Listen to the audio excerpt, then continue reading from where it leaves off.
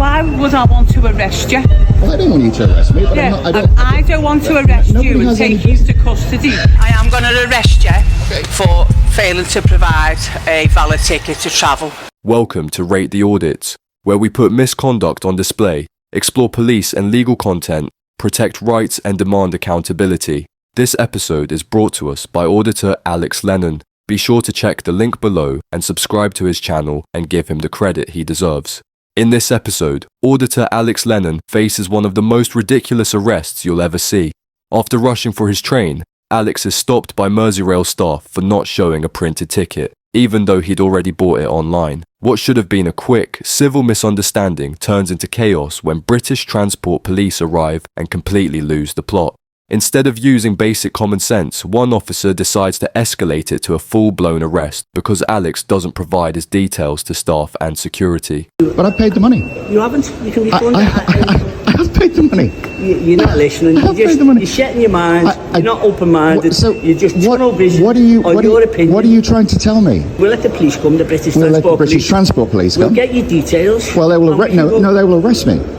They'll get your details. They will arrest me. But you're not going to give them your details. If they arrest me, then I will give them my details. I'm being denied exit from the station.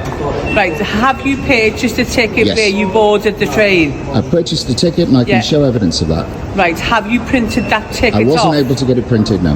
Right, is there a reason why you were unable to get it printed I was running off? for the train. I have to be in a really important meeting in Reading, and I had to run to get the train because it was going to cause me enormous problems if I didn't get that train and was delayed for that really important meeting in Reading. Right. And I thought, quite reasonably, that I've paid for a ticket. Yeah. I can prove I paid for a ticket. I can prove I've got the code for the ticket. And I literally, as I've said to these people, all I need to do is to go there to get that ticket and to show these people the ticket that I have purchased and paid for. Right from the start, this should have been over in seconds. Alex clearly explains he's already paid for his ticket. He just didn't have time to print it because he was rushing. He's got the proof on his phone, the booking code, and he's even standing next to a ticket machine where he can print it instantly. That's not fare evasion, that's just common sense in motion. What makes this worse is that Alex is doing everything right. He's transparent, cooperative, and literally offering to prove payment on the spot.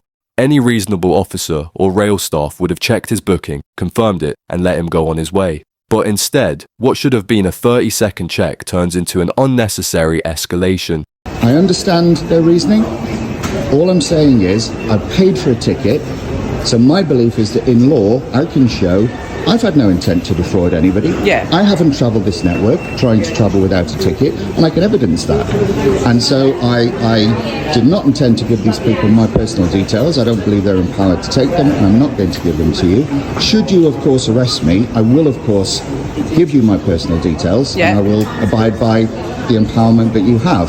But I think, frankly, I can travel the country, I can go to Reading, I can go to Manchester, I can go all over the place, get a ticket, I can tap my phone on devices. It's only here in Liverpool that we seem to have this archaic system with these people who cause these problems for people who are just trying to pay for tickets and go about their daily business, minding their own business, which is all I'm trying to do. Right, okay. Obviously, when you do purchase your ticket on the train line, you do have to tick to the terms and conditions that you have to print it off. I don't know, nobody ever reads that stuff. As you say, on this network here for Merseyrail, they do require you to have the said ticket printed off, ready for inspection at the gate or at the barriers. The officer tries to justify the situation by pointing to Merseyrail's terms and conditions, claiming Alex agreed to print his ticket when he ticked the box online. But Alex is right. Nobody reads every line of that fine print, and Merseyrail's own website clarifies that only some tickets bought through third parties must be printed before travel. If Alex bought his directly and can prove payment, that reasoning already falls apart. What the officer completely overlooks is intent. Alex isn't refusing to pay or dodge a fare. He's literally standing near a ticket machine offering to print the ticket in front of them. That shows he's trying to comply, not deceive. This isn't about a missing ticket. It's about common sense being replaced with blind rule following. All I would say is that, anybody can have a policy. Anybody can make a rule. Yeah? Doesn't mean it's a criminal offence, doesn't mean it's a civil offence. I don't believe I've committed an offence. I mean, they may think I've broken their procedures and policies, that's fine. I don't believe I've committed any offence because I've paid money for a ticket to travel and I can prove that. Yeah, so where is my offence? No, but you have got your ticket, but you've not printed the said ticket off. Where's my civil or criminal offence? But you should have printed it off before you travelled. You could say you've got to stand on... Sorry to interrupt. No, it does say, obviously, on the train stations and on the trains, that you have to have your ticket ready to present to these guys.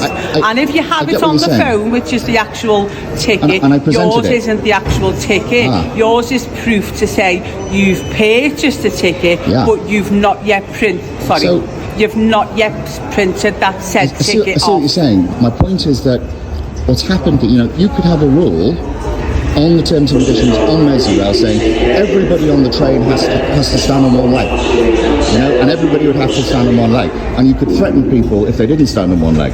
Alex absolutely nails it with that point. He's not breaking the law, he's breaking a rule. And those are two very different things. The law says you must pay your fare before travelling, which he did. He's got proof of purchase, the code, and the ability to print it right there. What Merseyrail are trying to enforce isn't criminal law, it's a company policy, and you can't arrest someone for not following a business rule. And when Alex dumbs it down with that one-liner about standing on one leg, it perfectly exposes the absurdity of the situation. Merseyrail could make any rule they want, but that doesn't give them or the police the authority to treat it as law. This whole moment shows the difference between someone trying to apply logic, Alex, and officers blindly enforcing corporate nonsense. It's not breaking the law if people don't do it. They're breaking your rules. And that's the difference I'm trying to get across to you. This is their bylaws, that it is a ticket period, which we do have to have a said ticket to come onto the station, and for as soon as you board the train, you should have a ticket of travel, unless your train station is closed and then you've taken a picture to say it's closed. Come to these guys and they will sell you a ticket. It's often closed, it's often nobody there, and then it would be fine. But you've purchased your ticket already, but unfortunately, because you haven't printed it off, you should have printed it off before you travelled. So my point to you again is that I've looked at the bylaws, and I may be wrong, but I've read the bylaws, and my understanding of the bylaws is that they say if you break these bylaws, you may be taken to court. And if you're taken to court, and it can be shown that there's an intent to defraud, you may be prosecuted. Now I can show there was no intent to defraud. So if we go to court, it's all going to be very annoying for me, very embarrassing for Merseyrail, but I can show there was no intent to defraud. So I don't believe that I'm in any kind of situation where I've broken these bylaws. Alex absolutely nails this exchange, and it exposes how little the officer actually understands the bylaw. What Alex is referring to is Bylaw 18 of the Railway Bylaws 2005, which covers ticketless travel in a non-compulsory ticket area. The key phrase in that bylaw is, with intent to avoid payment. That means there has to be a deliberate attempt to dodge the fare, not just a mistake, not confusion, and certainly not someone who can prove payment was already made. There's zero intent to defraud, and without intent, there's no criminal element. Railway bylaws exist for people trying to dodge fares, not honest commuters who've paid and can prove it.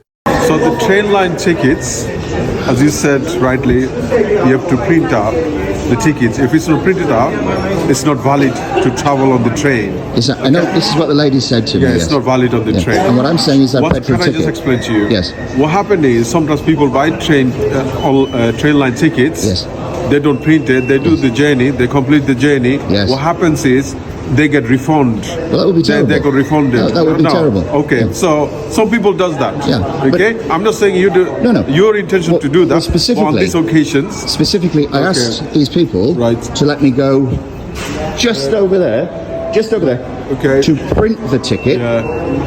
And they would see I printed the ticket, and they would know that it had been their paid. Understanding would be if they went here, you would have done the journey, and you got the refunded as well from the train line, which some people does that. This PCSO's logic is absolutely absurd, and it shows how easily lazy assumptions turn into false accusations. He's basically saying, you might have done something dishonest if we weren't here, which is not how the law works. That's not policing, that's guessing. You can't accuse someone of potential fraud because of something they might have done in an imaginary scenario. Alex literally offered to print his ticket on the spot, right there, next to the machine, proving beyond doubt that he'd already paid and had no intention to finesse the system. What makes this even worse is that the PCSO's argument destroys itself. If Alex was really trying to cheat the system, The last thing he'd do is stand in front of officers insisting on printing his proof of payment. You can deal with them as a civil matter, as you said. Yes. Yeah. You can give your details to them. Well, I'm not going to do and, that. And if you don't, then the police get involved. Yep. Police get involved. As then it indeed the has criminal happened. matter. Yes. Where it is dealt as a ticket fraud. Yeah, and that's what we're going to do. Yeah. Because I'm not giving these people my details. So, because I've paid for a so ticket. this is what's happening now. There So I hope you cannot be understand. ticket fraud. Okay. Because I've paid for the ticket. Well, that's not a valid ticket, There's sir. no intention to defraud in law. Well, we don't know because. Well, I can prove it. I mean, I can show you the receipt and I can get it printed. There's no intention as to I defraud. say, it's not valid. Okay, well, you know, if we have... Reliably informed, that's not a valid ticket. It's Okay. a reference number for a ticket. Well, I've had all that three of you inform me purchased. that. You should have Yeah. printed your ticket So- off before you travel. So, can I just go and print the ticket off? No, you should have done it before you travel. Oh, I see. So- you can't travel without So a you're valid going to take me to court because you won't let me print a ticket. Okay, well, let's do it then. What do we do next? Obviously, you need to provide your details to these people I'm not going here. to. Can I just ask, is there a reason why you don't want Yeah, because to? I don't believe they're empowered to take them, and I don't believe I have to give them to They them. do have the power to do take your details. No, they don't. They do. They are accredited. I don't believe that. The BTP officers claimed that the ticket inspectors were accredited and could legally demand Alex's details is flat out wrong. Ticket inspectors aren't law enforcement. They operate under the railway bylaws, which only let them request your name and address if they have reasonable belief you've deliberately tried to avoid paying.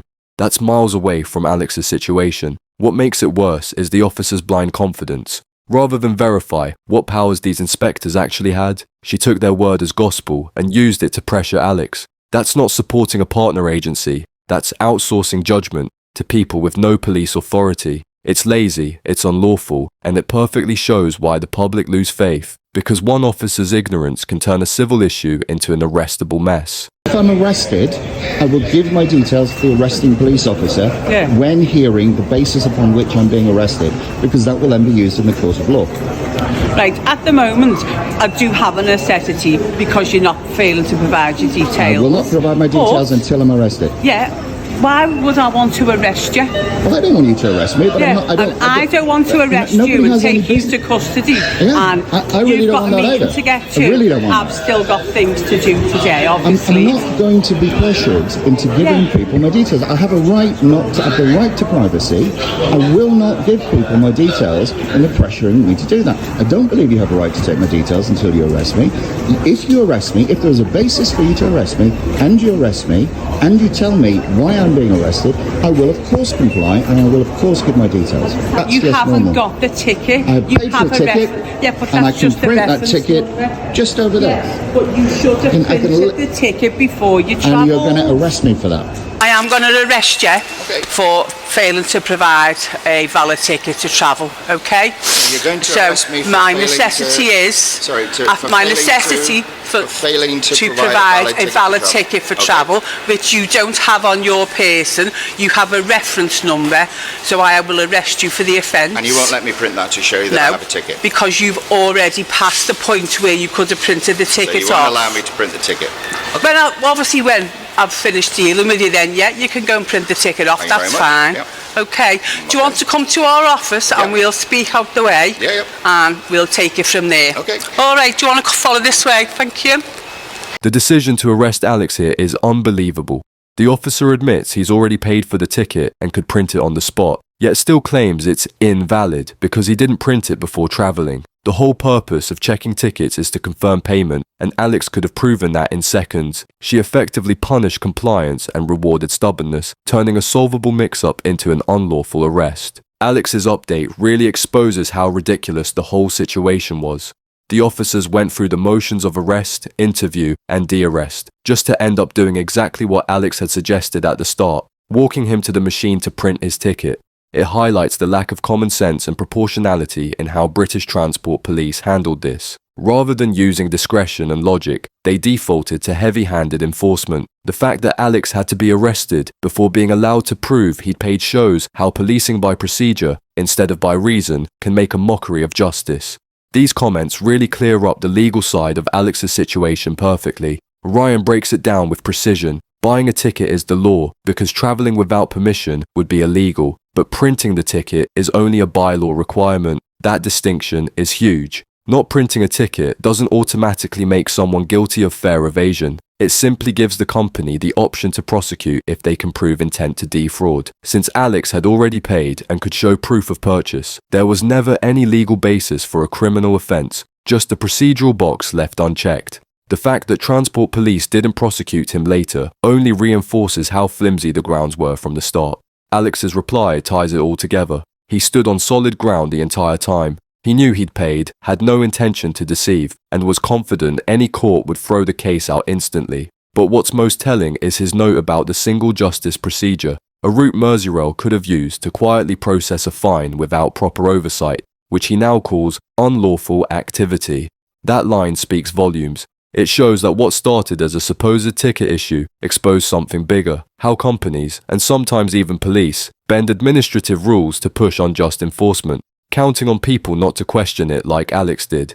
That's it for today's video. If you enjoyed this episode, don't forget to like, comment, and subscribe. It really helps me continue with my independent coverage. Also, don't forget to check out Alex Lennon. His channel is linked in the description. Show him some love. Thanks for watching. This was Rate the Audits, and I'll see you in the next one.